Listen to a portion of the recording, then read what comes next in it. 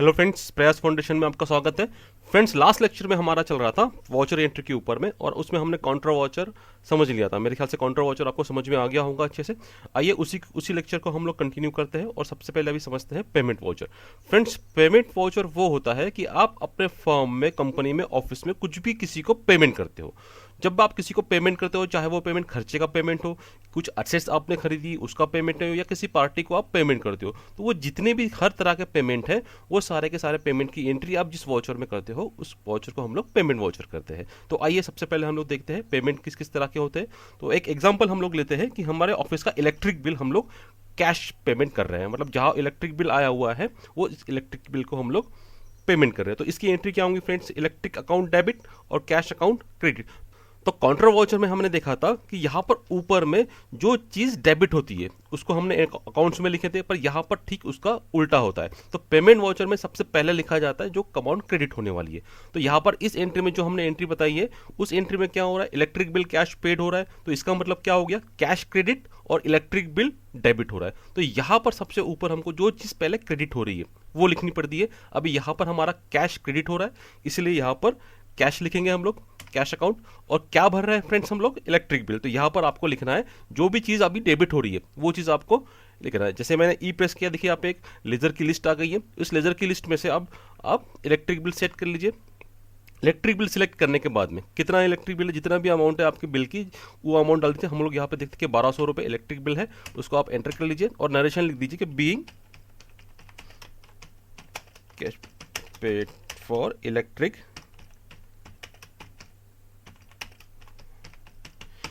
Bill payment. Friends, इसको accept कर लीजिए और यहाँ पर आप एंटर कर दीजिए। तो देखिए ये एक एंट्री आपकी एक्सेप्ट हो गई। और आप देख रहे हैं फ्रेंड्स कि यहाँ पर वॉचर भी 2 नंबर का, मतलब फर्स्ट वॉचर आपका कंप्लीट हो चुका है और सेकंड नंबर की वॉचर की एंट्री आपकी आ गई है। इसका मतलब ये है कि जैसे जैसे आप वॉचर एंट्री करते जाओगे वैसे वैसे आपके वॉचर आगे बढ़ते जाएंगे। नेक्स्ट एग्जांपल हम लोग लेते हैं कि जैसे हमने अभी ऑफिस रेंट दिया है, तो ऑफिस रेंट भी क्या हो गया? हमारा खर्चा हो गया है। ऑफिस रेंट खर्चा हो गया, तो इसकी अगर हम लोग एंट्री बनाए तो एंट्री क्या होंगी? ऑफिस रेंट अकाउंट डेबिट और कैश अकाउंट क्रेडिट। जो कि कैश हमारे पास से जा रहा है तो वो ये पेमेंट वॉचर में सबसे ऊपर आएगा। चाहे वो कैश हो, चाहे वो बैंक हो, जो भी चीज़ यहाँ से माइनस होती है, मतलब क्रेडिट होती है, तो वो क्रेडिट हम लोग यहाँ पर सबसे पहले ऊपर में अकाउंट्स में लिखते हैं। तो यहाँ पर अभी हम लोग फिर से कैश अकाउंट क्रेडिट, तो कैश जा रहा है, कैश को सिलेक्ट कीजिए। क्या दे रहे हैं हम लोग? Office rent. ऑफिस, जैसे ही मैं ऑफिस रेंट में ओ प्रेस करता हूँ तो देखिए यहाँ पे ओ से स्टार्ट होने वाले जितने भी अकाउंट्स हैं उसकी लिस्ट ब्लू कलर में दिखाई दे रही है। तो इसमें से आप जो भी है वो आप कर सकते हो। तो अभी हमको एक ऑफिस रेंट करना है, इसलिए हमने ऑफिस रेंट सिलेक्ट किया, एंटर किया। कितना रेंट? 15,000 हम ऑफिस रेंट दे रहे हैं, एंटर करना है। नरेशन लिखना है, being rent for the month of March 16। इतना नरेशन लेके इसको एक्सेप्ट करना है। फ्रेंड्स, याद रखना है आपको कि जब तक आप ये एक्सेप्ट को यस या एंटर नहीं करोगे तब तक ये एंट्री कंप्लीट नहीं होगी। अब देखिए जब तक मैं इसको एक्सेप्ट नहीं करूंगा, यहाँ पर वॉचर नंबर 2 ही है। जैसे ही मैं इस चीज़ को एक्सेप्ट कर लेता हूँ तो देखिए वॉचर नंबर ऑटोमेटिक चेंज हो गया, मतलब जो आपने इससे पहले एंट्री की वो आपकी एक्सेप्ट हो चुकी है। ठीक है, इसी तरह से एक और एंट्री देख लेते हैं हम लोग। 2 एंट्री हमने कैश में देखी, अभी हम लोग किसी को चेक से पेमेंट करते हैं। सपोज कोई पार्टी है हमारी, उस पार्टी को हम लोग चेक से पेमेंट करते हैं। तो आइए देखते हैं। यहाँ पर हमारे पास में एसबीआई बैंक है, तो एसबीआई बैंक हमने सिलेक्ट कर लिया है। पार्टी हम लोगों ने मेसर्स अभिषेक ट्रेडर्स बना रखी है, तो उसको पार्टी को हम लोग सिलेक्ट कर लेते हैं। पेमेंट करना है उनको 15,000 का पेमेंट कर लिया है और इसको एंटर कर लेते हैं। तो जैसे ही यहाँ पे आप एंटर कर लेते हो तो फिर आपको बैंक एलोकेशन की स्क्रीन आ जाती है। यहाँ पे इन फेवरिंग नेम आ जाता है। तो फेवरिंग नेम किसको हम लोग पेमेंट कर रहे हैं? अभिषेक ट्रेडर्स को। Transaction type cheque, total amount 15,000, इसको एंटर करके एक्सेप्ट करना है। यहाँ पर आपको नरेशन लिखना है।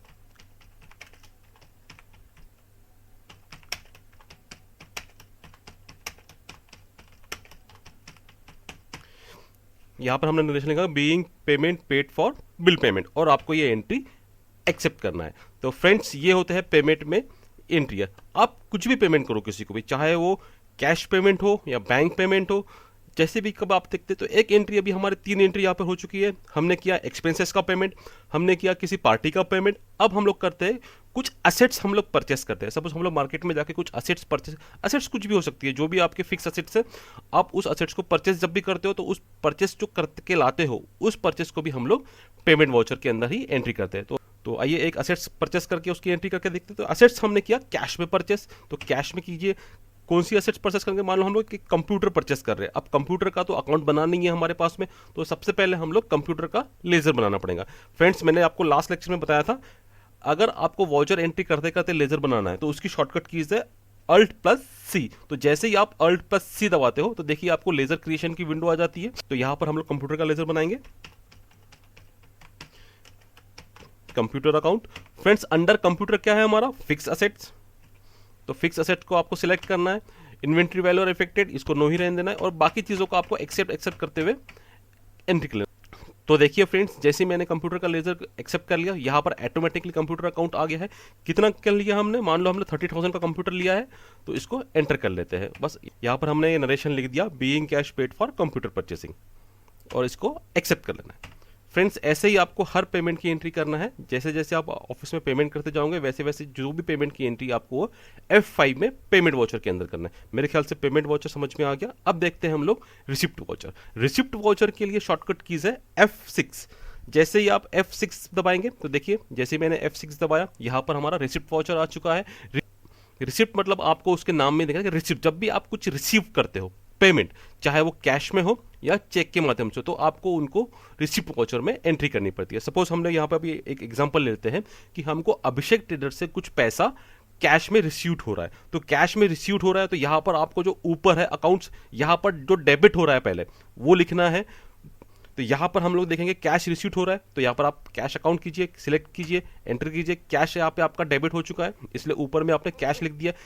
किस पार्टी से रिसीव हो रहा है, अभी यहाँ पे हमारे पास में जो पार्टी है मेजर्स अभिषेक ट्रेडर्स, तो अभिषेक ट्रेडर्स को आपको यहाँ से सिलेक्ट करना है और यहाँ पर एंटर करना है। तो देखिए जैसे ही आपने अभिषेक ट्रेडर को सिलेक्ट किया, अभिषेक ट्रेडर्स यहाँ पर लिस्ट में आ चुका है। कितना पेमेंट लिया, मान लो हमने उनसे 15,000 रिसीव किया, तो 15,000 हमने रिसीव किया।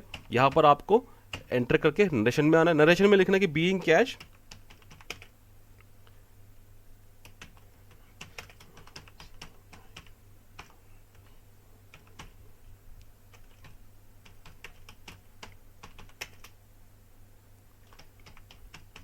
यहाँ पर नरेशन आपको लिखना है कि being cash received for bill payment, या जो भी आपका नरेशन है, नरेशन आपके ऊपर डिपेंड करता है कि आप जो भी ट्रांजेक्शन कर रहे हो वो ट्रांजेक्शन के हिसाब से आपको नरेशन वहाँ पर एंट्री करना है। ये एक एग्जांपल के लिए मैंने आपको नरेशन लिख के दिया है, ऐसे इसी टाइप से कुछ नरेशन आपको लिखना है और इस एंट्री को एक्सेप्ट करना है। तो देखिए जैसे ही मैंने एंट्री एक्सेप्ट की, यहाँ पर फिर आप देख सकते हैं वाउचर नंबर चेंज हो गया।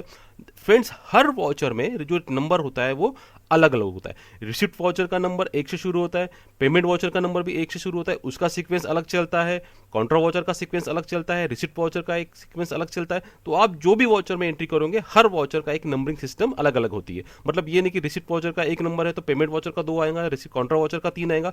हर वाउचर का जो नंबर है वो अलग अलग मैच होता है, अलग अलग सीक्वेंस से चलता है। तो यहाँ पर रिसिप्ट वाउचर का भी 2 नंबर है।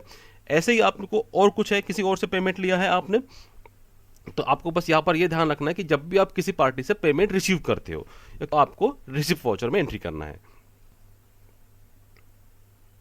फ्रेंड्स इसके बाद हम लोग जनरल वाउचर देखते हैं। जनरल वाउचर देखने के लिए आपको अपने कीबोर्ड से F7 प्रेस करनी है। जैसे ही आप F7 प्रेस करते हो तो आपके सामने एक जनरल वाउचर आता है। अब फ्रेंड्स जनरल वाउचर होता क्या है, जनरल वाउचर वो चीज होती है कि जहां पर ना कैश आता है ना बैंक आता है। मतलब वो ट्रांजेक्शन जहां पर आपका ना कैश इफेक्ट हो रहा है ना कोई बैंक इफेक्ट हो रहा है, तो उस कंडीशन में आपको जो वाउचर है वो जनरल वाउचर लेना पड़ता है। कैश यदि आ रही है तो आप रिसिप्ट वाउचर करोगे, कैश अगर जा रही है तो आप पेमेंट वाउचर करोगे। लेकिन यहां पर हम लोग ना कैश आती है ना कैश जाती है, बस 2 अकाउंट है वो इफेक्ट होते हैं, एक डेबिट होता है तो दूसरा क्रेडिट होता है। अब यहां पर देखिए हम लोग एक एग्जांपल लेते हैं कि अभिषेक ट्रेडर्स को हमको करना है डेबिट और 2 करना है हमको। यहां पर हम लोग किसी और एक पार्टी का लेजर बना देते हैं। लेजर बनाने के लिए Alt+C प्रेस यूज करना है आपको। अब यहां पे रमेश कुमार नाम का अकाउंट है, हम लोग ये अकाउंट बना देते हैं। ये है हमारे सेंट्रिक डेटर्स,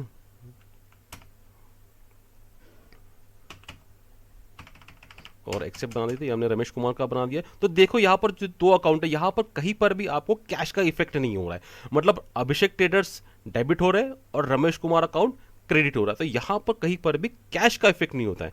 तो जनरल वाउचर में आपको बस यही याद रखना है कि जब कभी 2 अकाउंट आपको एडजस्ट करने हैं, 2 अकाउंट इफेक्ट करने हैं, मतलब एक को डेबिट करना है और दूसरे को क्रेडिट करना है, उस वक्त आप यहां पर जनरल वाउचर का यूज करोगे।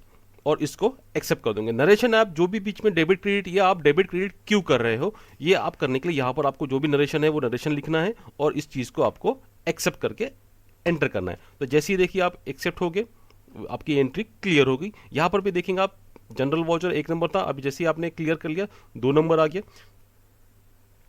फ्रेंड्स आज हमने देखा पेमेंट वाउचर, रिसिप्ट वाउचर और जनरल वाउचर में कैसे एंट्री की जाती है। इस क्लास में इतना ही, धन्यवाद।